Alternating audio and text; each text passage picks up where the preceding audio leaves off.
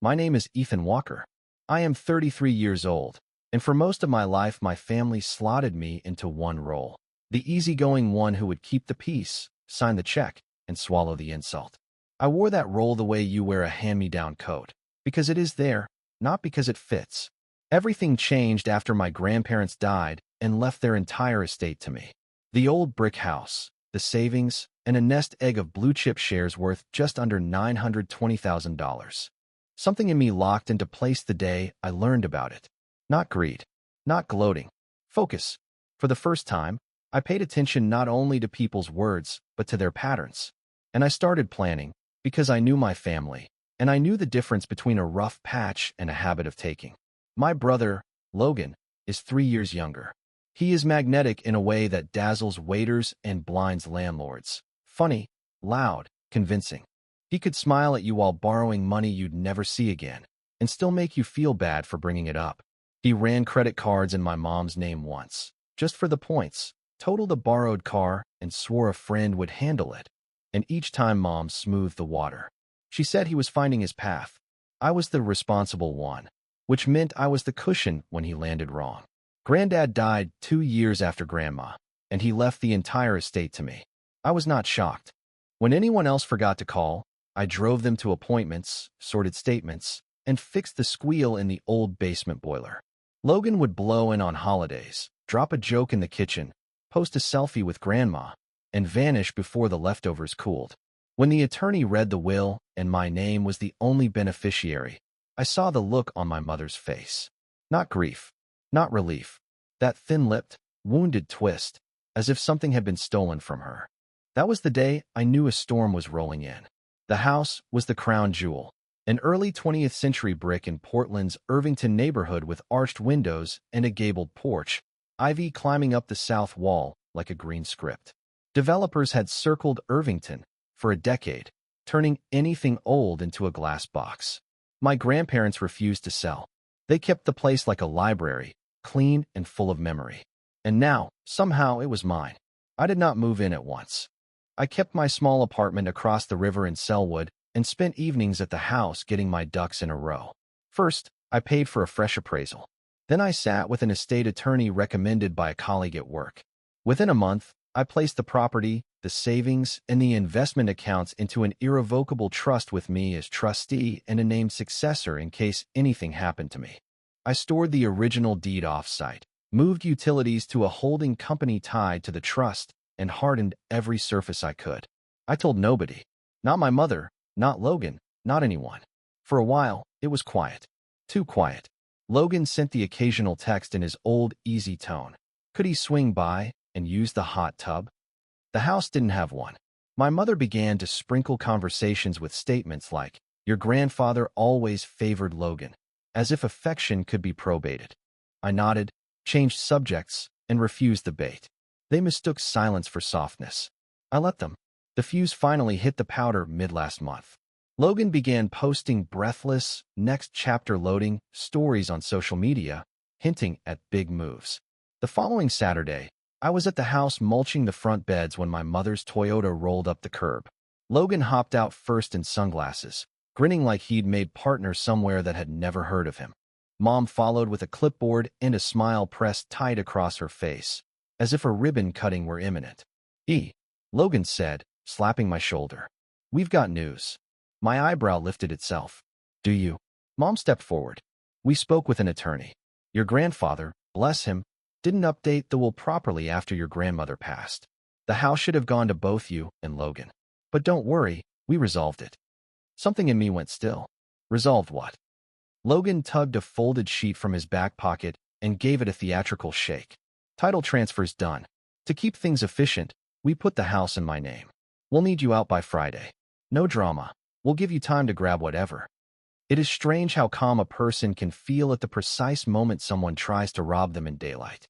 I studied their faces, the casual triumph, the relief, and felt, not panic, but a little pity. They truly believed I was the same version of me who paid for Logan's moving truck 4 apartments ago. I smiled the way you smile when a clerk asks if you need a bag. "You really think I would let that happen?" Logan laughed. "It already happened, man. You live in your head too much." Mom softened her voice. which she reserves for waiters and guileless children. We are not trying to hurt you, Ethan.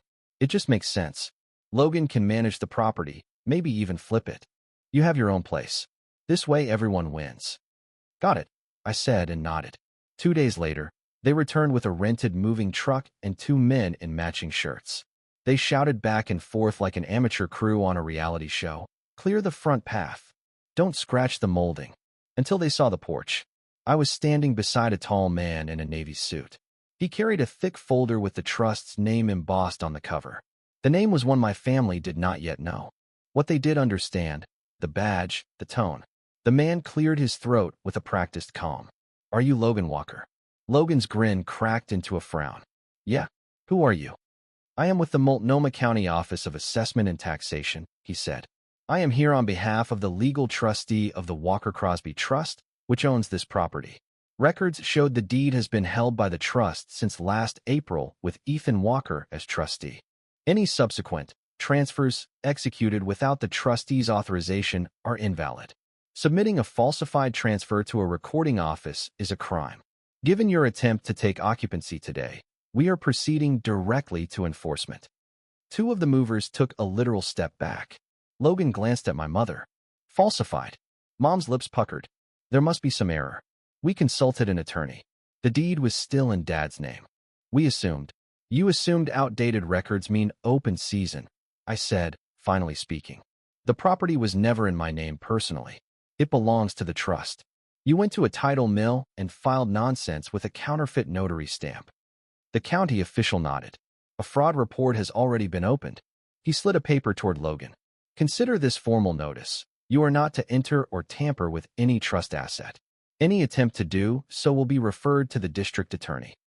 Logan's eyes flashed. You're doing this to family. I looked him in the face and kept my voice level. Family doesn't show up with a forged deed and a moving crew and call it love. My mother wanted to argue. I watched the thought climb her throat and die there. She turned away. Logan snapped at the crew, and the truck rolled off. The street settled into that strange quiet that comes after a fight you have seen coming for years. The official handed me copies of the filings. Call if they return.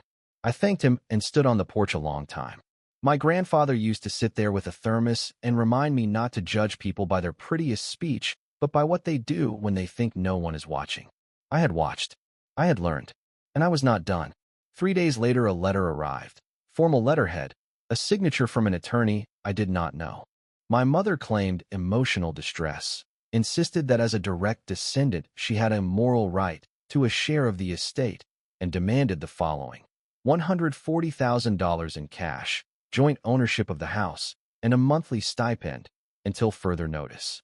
My hands shook, less from fear than from heat. It was not the ask itself. It was the audacity of calling theft a misunderstanding on Saturday and billing me for it on Tuesday. The phrase that lodged under my ribs was familial obligation, as if duty were a one-way river always flowing back toward her. I did not reply. I called the trust attorney and was referred to a razor-sharp estate litigator named Sonia Cruz. She had an unhurried voice and an economy of words that made bluffing unnecessary. I gave her everything. The trust, the bogus transfer, photos of the movers, screen captures of Logan's posts. Within a day, she served my mother and Logan with a cease and desist and a notice that the trust was airtight. Sonia went further. She pulled the thread on the fake filing and discovered that Logan had used a notary seal registered to a dead woman and submitted the transfer through a sketchy third-party registry in a different state. She sent the packet to a county fraud investigator who, as it turned out, already had that registry on a watch list. Logan had happily volunteered for the low branch of their case. I still kept my own counsel. If they wanted to keep digging, I would not interrupt. 2 weeks later, a second letter arrived, not on letterhead. It was typed in my mother's clipped cadence, all sweetened knives. She wrote about everything she had done for me, about how quiet boys should know better than to involve lawyers, about how I could end this ugliness by doing the right thing. Sonia told me to ignore it and handed me a folder labeled potential harassment, just in case we needed to draw that line later. Then came a note shoved into my mailbox with no envelope. It was Logan's handwriting. Enjoy the castle. Remember who will be standing with you when the money dries up. I scanned it, added it to Sonia's file, and felt a switch flip inside me. I was done with defense. It was time to push back. Logan had recently landed at a boutique real estate shop downtown, the kind that posts motivational quotes about integrity over photos of staged kitchens. A friend from college worked in compliance at a different firm and confirmed what I suspected. These places love image. I assembled a tidy packet: timeline, screenshots, the bogus transfer, the counterfeit notary, and the cease and desist, labeled each exhibit, and submitted it through the firm's anonymous ethics line. I thought it might sit in an inbox for a week. It did not. 48 hours later, Logan's bio disappeared from the company's site.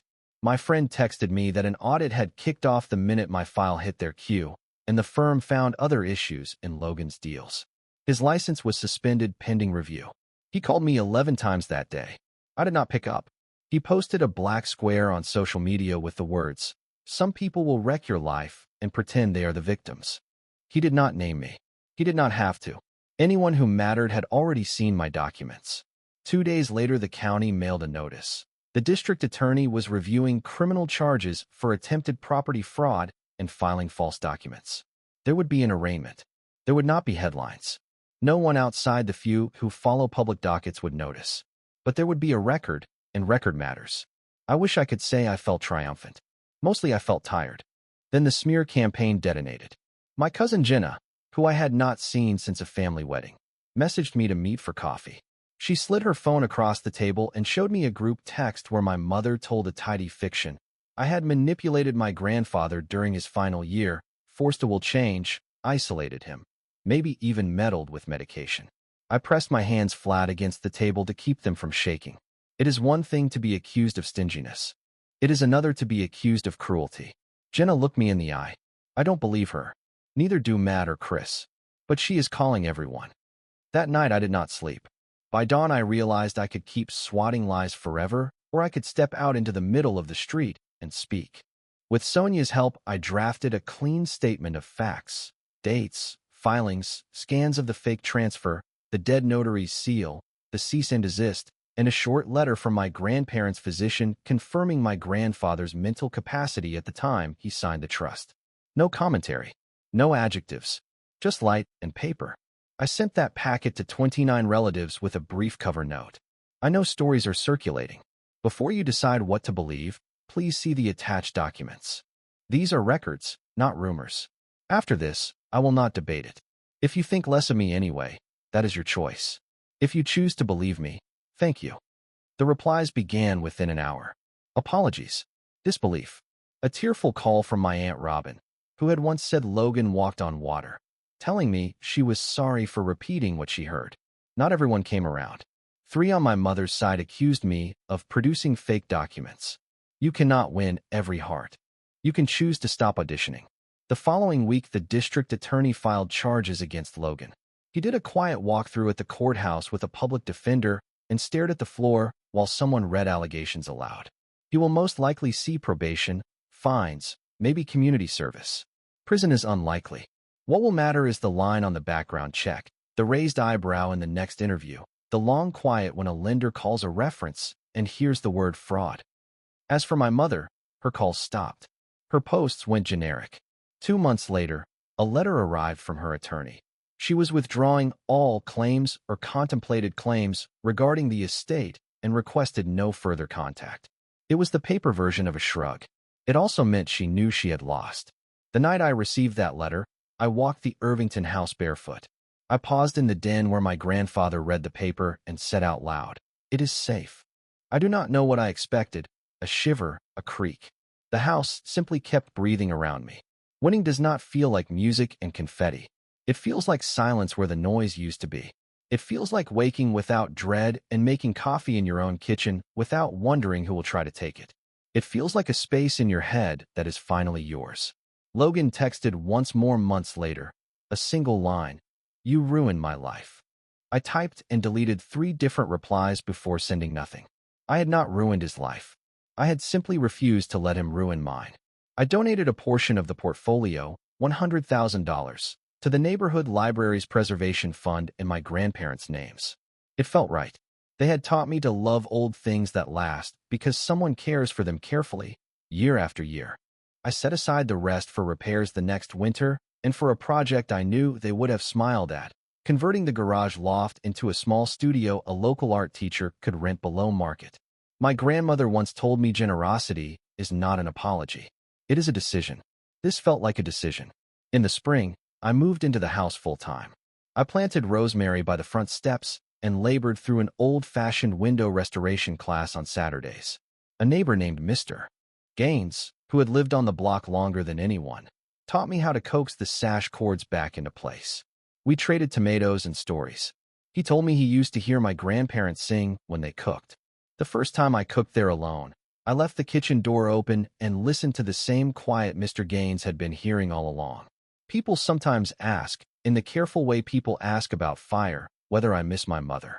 I do not know how to answer that without opening something that does not want to be opened. I can say this.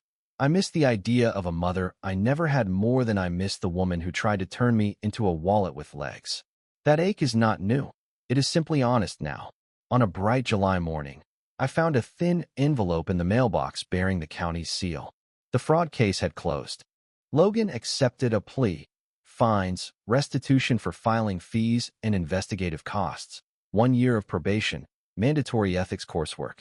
I stood on the porch steps with the letter in my hand and let the sun warm my knuckles. There was no joy in it, exactly. There was relief. I walked down the path and looked back at the house. Brick steady, ivy steady. I thought about the boy I used to be, the one who would have paid $100, then $1,000, then $100,000 just to keep the peace. I thought about the man I am now, who understands that peace is not purchased with surrender. Peace is built, like a house, on a foundation you refuse to let anyone swap out from under you. In the end, I did not only keep a property. I kept a promise to the 2 people who taught me what keeping means. I kept my name intact. I kept my future mine. Logan lost a job and learned the difference between charm and character.